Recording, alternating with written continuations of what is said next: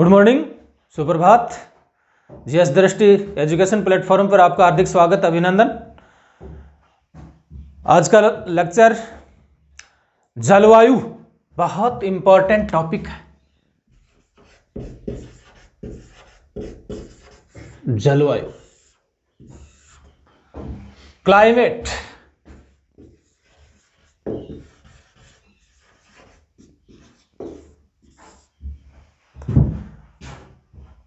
Exam की दृष्टि से लगभग 3 से 4 क्वेश्चन यहां एस्टिमेट रूप से और सपोज्ड है, आने ही आने हैं और निश्चित रूप से आएंगे। यहां कोई नेट सेलेक्ट वाला प्रोग्राम नहीं है।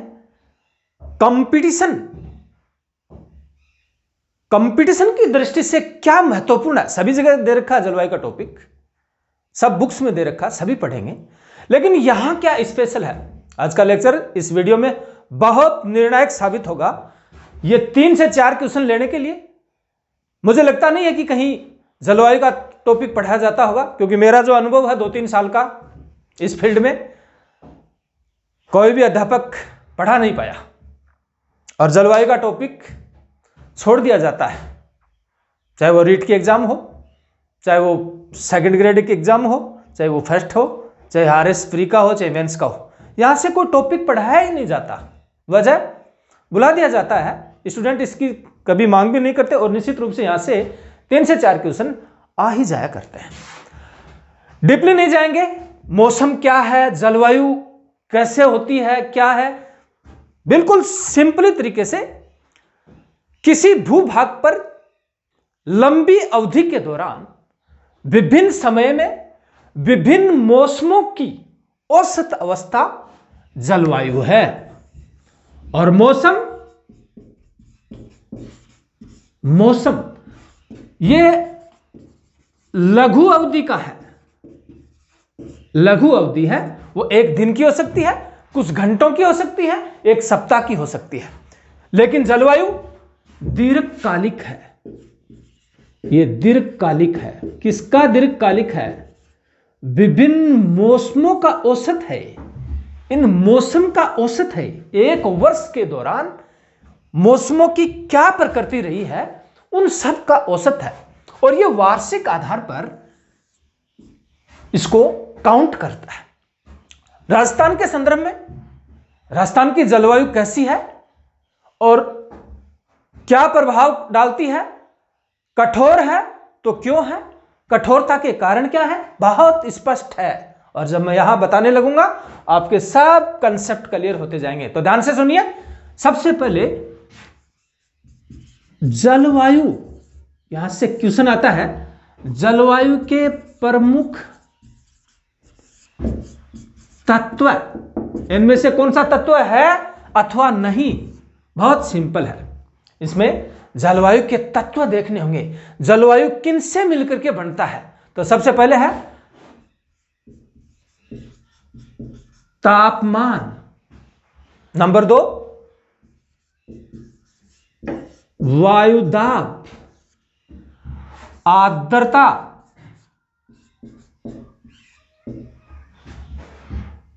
वर्षा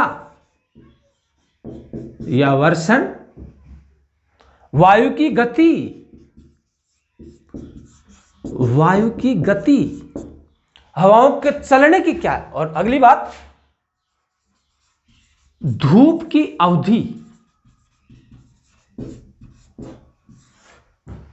ये सब तत्व मिलकर के जलवायु का निर्माण करते हैं। जलवायु इनसे अपनी ऊर्जा ग्रहण करता है। तापमान, यह भी तय है कि कोई भी भूभाग है, चाहे वो भारतीय भूभाग हो, चाहे वो भारत के अंदर ही राजस्थान का भूभाग हो, जब हम भारत की जलवायु के बारे में पढ़ेंगे तो इतने संपूर्ण भूभाग की जलवायु कभी भी एक नहीं हुआ करती है। और उन एक न होने के कारणों में कई प्रकार की बातें काम करती हैं। उनकी अक्षांशीय स्थिति काम करती है, उनकी समुद्र से दूरी काम करती है, उनकी ऊंचाई, उस भूभाग के ऊंचाउच काम करते हैं, उनकी वहां पे प्रचलित हवाएं काम करती हैं, वहां की दिशा काम करती है, वहां पे महाद्वीपीयता जैसे टर्म्स काम करते हैं। लेकिन जलवायु के इन तत्वों को ध्यान में रखकर ही आगे की बातें की जा सकती हैं। उस स्थान विशेष का तापमान कैसा होता है, पूर्वी भाग का तापमान क्या है, पश्चिमी भाग का तापमान क्या है, उत्तरी का क्या है, दक्षिणी का क्या है, वायु दाब, एयर प्रेशर, आर्द्रता, वायु में उपस्थित जल की मात्रा कम है या अधिक है, किस महीने में अधिक है, किस महीने में कम है, वर्षा कहां अधिक है, कहां कम है, कम होने के कारण वर्षा की क्या, और ऐसे में एक और फिर दूसरी बात, वायु की गति तीव्र है या कम है, तीव्र है तो क्यों है, इसका मतलब वनस्पति नहीं है, कोई अवरोधक नहीं है, कोई इमारत नहीं है, और कम है तो ये सब काम करें। धूप की अवधि कहीं ज्यादा है, कभी कम, कहीं कम है, दूरी काम करती है यहां पे। और इसी से एक बात आगे निकल करके चल करके आती है कि इनसे रिलेटेड क्वेश्चन बनेंगे। यही जो तत्व है क्वेश्चन लेकर के आएंगे कि आर्द्रता कितनी रहती है, किस महीने में अधिक आर्द्रता है, किस में कम है, और ये जलवायु के तत्व है। लेकिन इन तत्वों के बावजूद हम बात करेंगे कि राजस्थान की जो जलवायु है उसको प्रभावित करने वाले या उसको नियंत्रित करने वाले तत्व कौन से हैं। क्वेश्चन आएगा 100%, यहां से भी 100% क्वेश्चन है। क्वेश्चन यही से डीपली जाने की जरूरत नहीं है, जलवायु के प्रमुख तत्व है या नहीं है, इनके ऊपर आपको अपना ध्यान आकर्षित करना होगा। दूसरी बात, राजस्थान की जलवायु को प्रभावित करने वाले कारक कौन से हैं, वहां से क्वेश्चन अभी भी 2 साल में काफी क्वेश्चन पूछे गए हैं, बहुत बार क्वेश्चन पूछे गए हैं। और ऐसे में यदि क्वेश्चन वहां से पूछा जाता है तो क्वेश्चन को कैसे हायर किया जाए, कैसे पकड़ा जाए। राजस्थान की जलवायु को प्रभावित या नियंत्रित करने वाले तत्व है, नियंत्रित करने वाले तत्व है। क्वेश्चन आएगा, ध्यान से सुनिएगा कि वे कारक कौन से हैं, वे कारक कौन से हैं जिनके कारण राजस्थान की जलवायु अत्यधिक कठोर है, उष्ण है, उनके ऊपर चर्चा करेंगे। राजस्थान की जलवायु को प्रभावित करने वाला सर्व प्रमुख कारण अक्षांशीय स्थिति,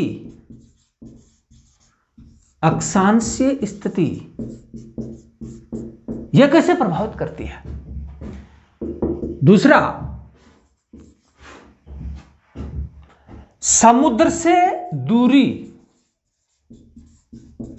समुद्र से दूरी।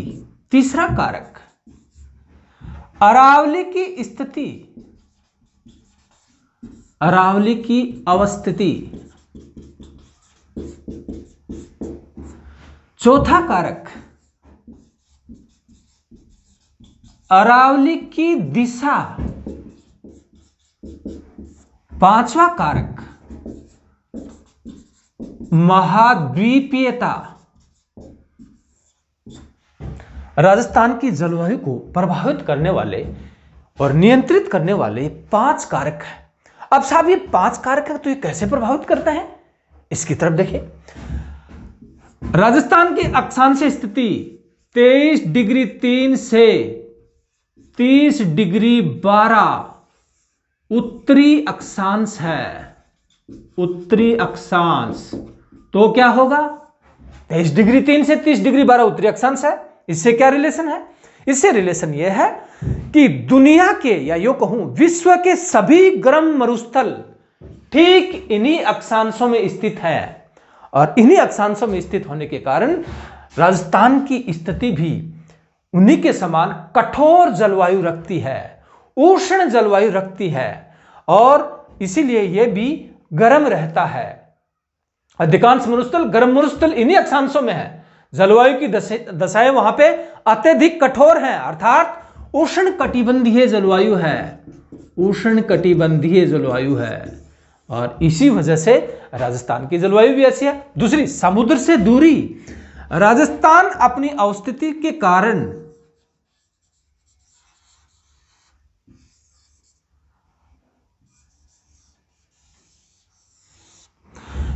पहले गुजरात आता है, यहां कच्छ की खाड़ी है और ये अरब सागर है, अरब सागर।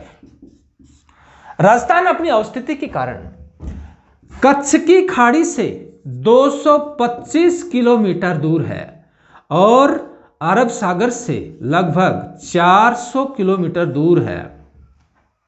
दक्षिणी पश्चिमी मानसूनी हवाएं राजस्थान तक पहुंचते पहुंचते अपनी आर्द्रता खो देती हैं और इस वजह से यहां की जलवायु दशाएं कठोर है। तीसरी बात, अरावली की स्थिति, अरावली की स्थिति, अरावली की स्थिति राज्य में उत्तर पूर्व से दक्षिण पश्चिम है। अरावली की स्थिति राजस्थान में उत्तर पूर्व से दक्षिण पश्चिम है, जो मानसूनी हवाओं के समानांतर है, क्योंकि अरब सागर से आने वाली मानसूनी हवाएं उनकी दिशा भी दक्षिण पश्चिम से उत्तर पूर्व होती है, इसलिए अरावली उनके समानांतर है और उनको रोक पाने में सक्षम नहीं है। इस वजह से भी यहां वर्षा कम हो पाती है और जलवायु अत्यधिक कठोर है, शुष्क है। तीसरी बात, अरावली की ऊंचाई कहीं भी 370 मीटर से, औसत ऊंचाई 370 मीटर से अधिक नहीं है। वैसे अरावली की औसत ऊंचाई 930 है, 930, लेकिन लगभग 370 मीटर से अधिकांश जगह ऊंची नहीं है और वो आर्द्र हवाओं को रोक पाने में सक्षम नहीं है। महान भारतीय जल विभाजक उदयपुर के उत्तर पूर्व तक ही इन हवाओं को रोक पाने में सक्षम है, आगे जाकर के ऊंचाई कम हो जाती है।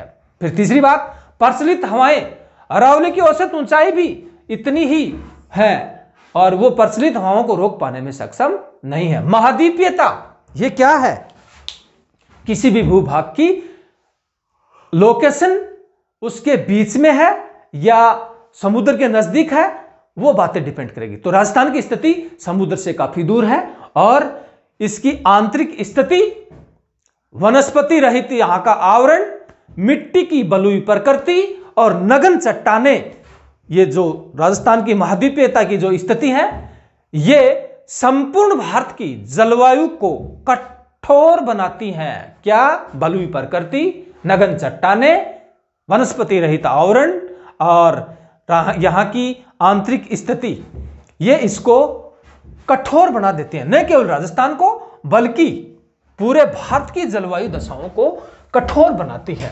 नेक्स्ट बात, अरावली के पश्चिम में, अरावली के पश्चिम में ज्यादातर भूभाग कठोर जलवायु दशाएं रखता है और वो भी थार मरुस्थल का क्षेत्र, वहां पे जलवायु दशाएं अत्यधिक कठोर हैं। विश्व के अन्य मरुस्थलीय और अर्ध मरुस्थलीय प्रदेशों के समान पश्चिमी भाग में उच्च तापक्रम,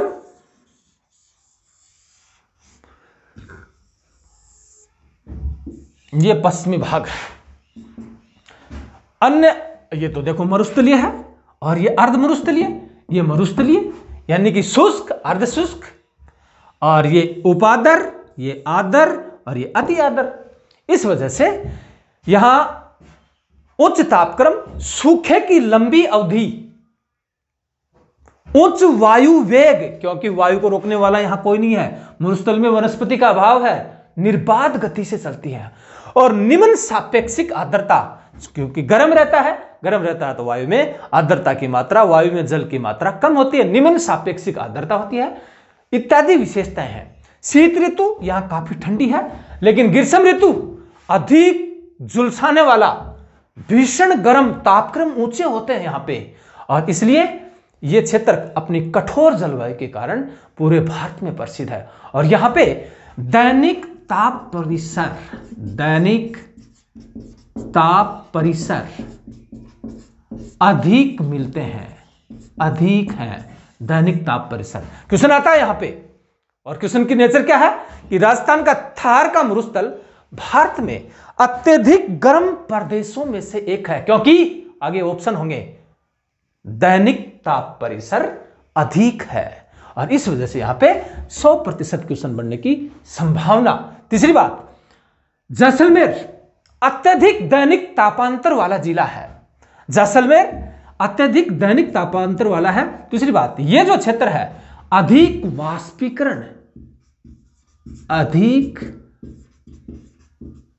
वाष्पीकरण वाला क्षेत्र है। वाष्पीकरण अधिक है, वाष्पोत्सर्जन की दर यहां अधिक है, इसलिए भी ये इंपॉर्टेंट है। और इससे आगे बात बढ़ेगी। अब ये बातें जो बताई दी जाती हैं तो राजस्थान की जलवायु की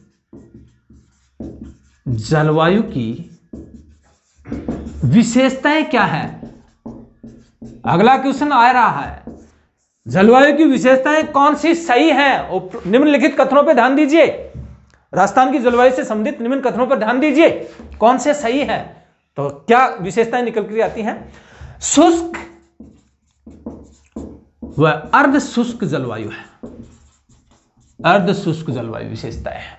इसका मतलब ग्रीष्म ऋतु में अधिक तापमान लगभग 40 डिग्री से 45 डिग्री तक और कभी कभी 50 डिग्री तक पहुंच जाते हैं। और शीत ऋतु के तापमान 2 डिग्री से 0 डिग्री तक पहुंच जाता है। चूरू कभी कभी माइनस में पहुंच जाता है। तीसरी अगली बात, यहां पे वर्षा अपर्याप्त और वो भी अनिश्चित है। अगली विशेषता, वर्षा यहां पे अपर्याप्त और अनिश्चित है। अगली बात, वर्षा का असमान वितरण है, यानी कि पश्चिमी और पूर्वी भाग में वर्षा असमान है। पश्चिमी भाग में कम वर्षा, लेकिन दक्षिणी और दक्षिण पूर्वी भाग में अधिक वर्षा। और अगली विशेषता, अधिकांश वर्षा जून से सितंबर के बीच में होती है। जून में भी अंतिम जून के लास्ट में और जुलाई के प्रथम में यहां से। और शीतकाल में वर्षा बिल्कुल भी नहीं। वर्षा की मात्रा में भी पूर्व से पश्चिम की ओर कमी होती जाती है, यानी पूर्व से जब पश्चिम की ओर जाएंगे तो वर्षा की मात्रा घटती जाती है। और यहां 3 प्रकार से क्वेश्चन आता है। राजस्थान में वर्षा की घटने की प्रवृत्ति क्या है? तो घटने की प्रवृत्ति दक्षिण पश्चिम व दक्षिण पूर्व से उत्तर पश्चिम की ओर वर्षा के घटने की प्रवृत्ति है। वर्षा के घटने की प्रवृत्ति है, या फिर यह भी कह सकते हैं कि दक्षिण पूर्व से उत्तर पश्चिम की ओर घटने की प्रवृत्ति है। फिर यह भी कह सकते हैं कि पूर्व से पश्चिम की ओर घटने की प्रवृत्ति पाई जा सकती है। क्वेश्चन की प्रकृति देखनी होगी कि यहां पे क्वेश्चन किस प्रकार का आएगा। और यह आपकी राजस्थान की जलवायु की प्रमुख विशेषताएं थी। वर्षा की मात्रा, अनिश्चित और अपर्याप्त वर्षा, शुष्क और अर्धशुष्क जलवायु की प्रधानता, फिर अधिकांश वर्षा जून से सितंबर के बीच में, पूर्व से पश्चिम की ओर वर्षा की मात्रा में घटने की प्रवृत्ति। यह कुछ वर्ष यहां की जलवायु की प्रमुख विशेषताएं हैं, जहां से क्वेश्चन आना 100% है। यहां पे क्वेश्चन को कोई नहीं टाल सकता। कई रूप लेकर के क्वेश्चन आ सकता है, कई प्रकृति बदल करके क्वेश्चन आ सकता है, और ऑप्शन भी कई शब्दावली लेकर के आ सकता है। ध्यान रखना होगा आपकी समझ का, आपने क्या समझा है, किस तरीके से समझा है। अगली बात, राजस्थान की जलवायु को समझने के लिए ऋतु प्रारूप के आधार पर जानना बहुत जरूरी है।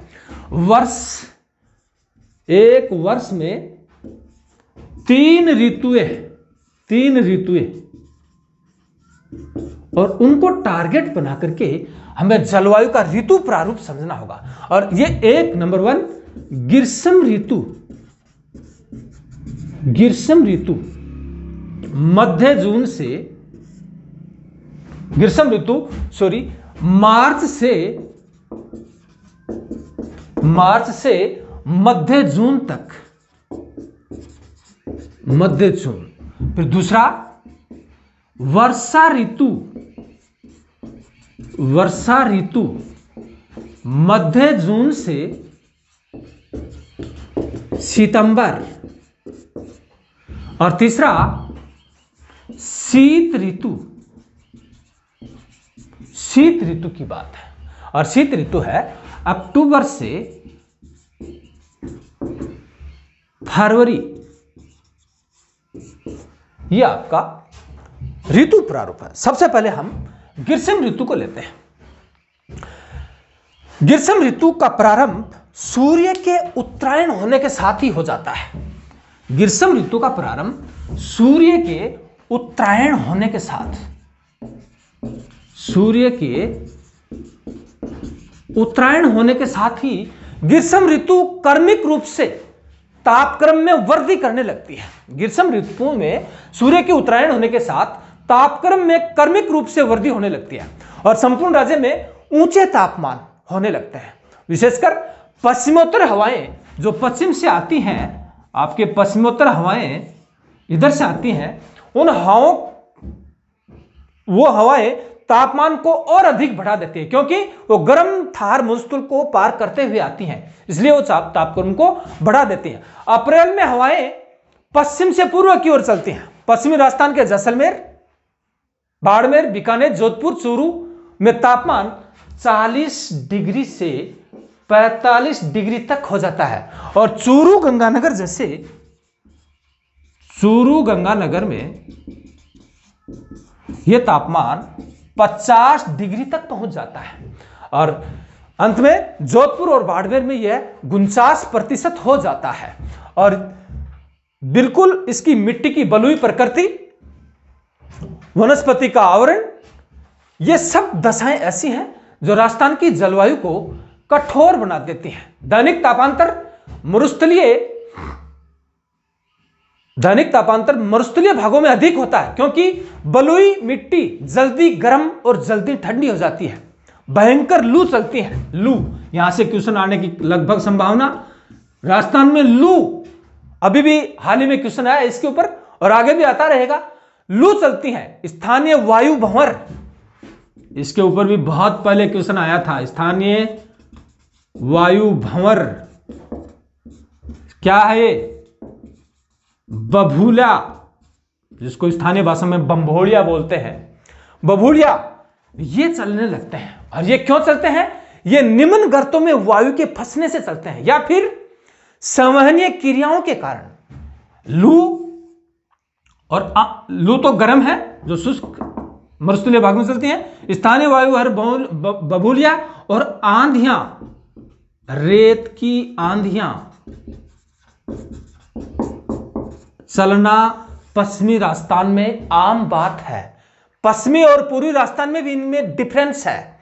और ये वायु भंवर संवहनीय क्रियाओं के कारण चलता है। संवहनीय क्रियाओं का परिणाम है निम्न वायु गर्तों में हवा फंसने से ये उठने लगते हैं। अभी हाल ही में संवहनीय क्रियाएं ऑप्शन में था और यहां से क्वेश्चन आया है और आगे आने की संभावना है। पश्चिमी मरुस्थल एवं अर्ध मरुस्थलीय भागों में अधिक तथा पूर्व में ये कम आती हैं। पूर्वी राजस्थान में ये कम आती हैं, लेकिन आती जरूर है। रेत में एक वर्ष में रेत की आंधियों का सर्वाधिक औसत श्री गंगानगर में बहुत पहले क्वेश्चन आते थे। अब भी हो सकता है। पटवार, राजस्थान पुलिस और अन्य जो अधीनस्थ एग्जाम है वहां यहां से क्वेश्चन आता होगा। इस जैसी एग्जाम में यहां से क्वेश्चन पूछ ही लेते हैं। इसलिए रेत वर्ष में औसत रेत की आंधियों का औसत श्री गंगानगर में 27 दिन तक आती है, जो सर्वाधिक है। सर्वाधिक गंगानगर में सर्वाधिक आती हैं। बीकानेर में 18 दिन, जोधपुर में 8 दिन, जयपुर में 6 दिन, कोटा में 5 दिन और अजमेर में 3 दिन तक आती हैं। पश्चिमी शुष्क भागों में प्रचंड धूल के तूफान और आंधियां, तूफान ओब्लिक आंधियां कब आती है? ये दोनों ही दिन के तीसरे पहर में आया करती हैं। दिन के तीसरे पहर में, यानी 3 से 4 बजे के बीच या 4 बजे के बाद में ये तूफान और आंधियां आ जाया करती हैं। राज्य के उत्तरी भागों में आंधियां जून माह में उत्तर पश्चिमी में जून माह में, जबकि दक्षिण और दक्षिण पूर्व में मई में आंधियां आती हैं। और इस प्रकार से हवा में नमी कम हो जाती है, एकदम से तापमान नीचे गिर जाता है और सापेक्षिक आर्द्रता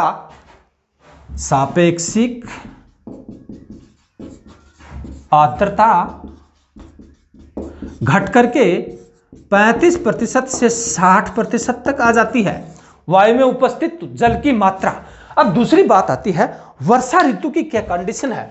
हर पार्ट के ऊपर, हर पंक्ति के ऊपर, हर वाक्य के ऊपर क्वेश्चन मैंने देखा है आते हुए और आया है। आप ओल्ड क्वेश्चन पेपर उठा करके देख लेना, हर जो टॉपिक है, हर जो लाइन है, वहां से मैंने क्वेश्चन बनते हुए देखा है। वर्षा ऋतु नंबर 2, वर्षा ऋतु 100% क्वेश्चन है यहां पे देखना। मध्य जून से सितंबर वर्षा। संपूर्ण राज्य मध्य जून तक आते आते गर्मी से तप्त हो जाता है। वायुदाब और हवाओं की दिशाओं में परिवर्तन के साथ, वायुदाब और हवाओं की दिशाओं में परिवर्तन के साथ हिंद महासागर में मानसूनी हवाओं का आरंभ होता है। हिंद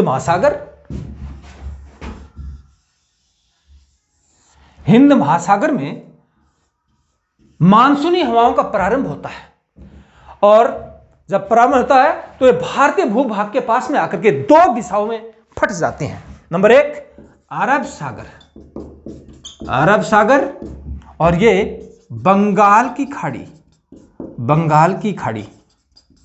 इन 2 भागों में मानसूनी हवाएं विभाजित हो जाती हैं, 2 शाखाओं में। राजस्थान में मानसून जून के अंत में अथवा जुलाई के प्रथम सप्ताह में प्रवेश करता है, जबकि दक्षिणी एवं दक्षिणी पूर्वी राजस्थान में अधिक प्रभावी होता है। और राजस्थान अपनी अवस्थिति के कारण फिर भी कम वर्षा प्राप्त करता है। क्यों?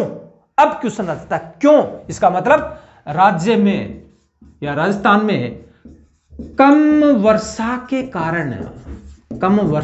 कारण ये बताने होंगे राजस्थान में कम वर्षा क्यों होती है। क्वेश्चन है 100% यहां से। कम वर्षा के कारण प्राकृतिक अवरोध। नंबर 1 प्राकृतिक अवरोध का अभाव।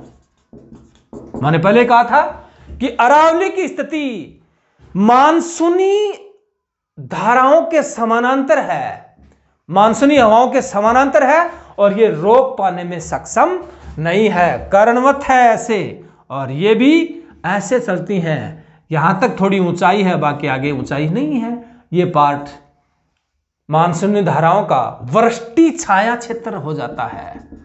वृष्टि छाया यानी कि इस भाग में अधिक वर्षा, इस भाग में कम वर्षा। चेंज करो। और इसके साथ में अरावली की ऊंचाई भी कम है। और अगली बात, राजस्थान में